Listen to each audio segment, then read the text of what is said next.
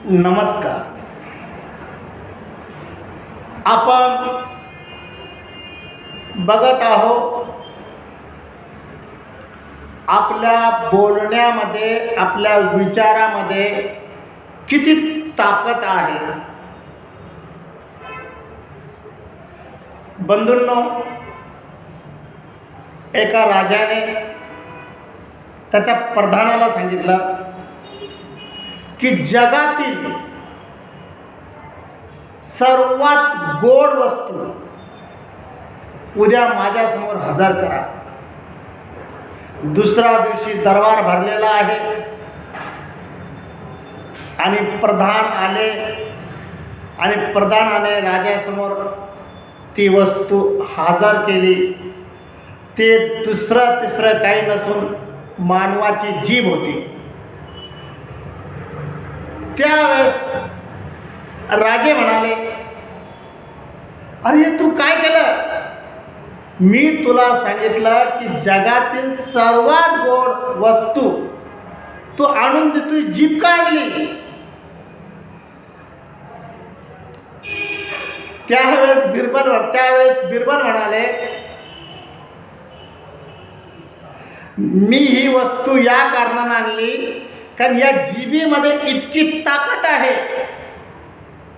ती इतकी गोड आहे की तिच्यामुळे हजारो लाखो लोक जोडल्या जातात. त्याच राजाला ते आवडलं बरं. आणि राजाने सांगितलं, उद्या माझ्या समोर जगातील सर्वात कडू जी काही वस्तू असेल ती माझ्या समोर सादर करावी. दुसऱ्या दिवशी सुद्धा त्यांच्या समोर जीभच सादर करण्यात आली. तर राजाने सांगितलं, अरे जगातील सर्वात गोड जीभ आहे हे तर तुम्ही सिद्ध करून दाखवलं, मग आज सुद्धा मी कडू सांगितलं तर तू जीभ का आणली? तुम्ही जीभ का आणली?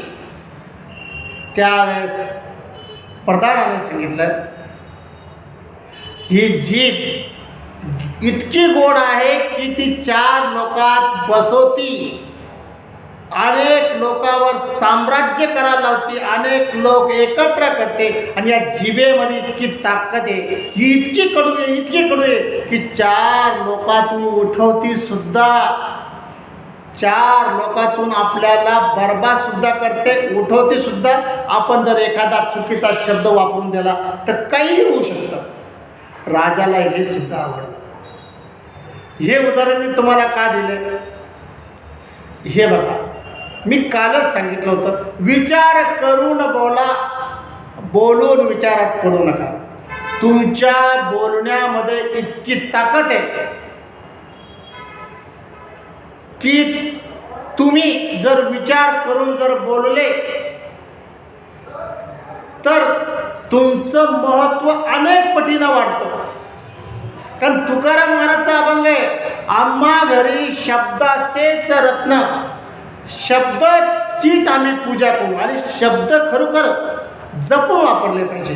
जर आपण आपले शब्द अत्यंत जपून वापरले तर समाजामध्ये आपण आदरास प्राप्त झाल्याशिवाय राहणार नाही. नमस्कार.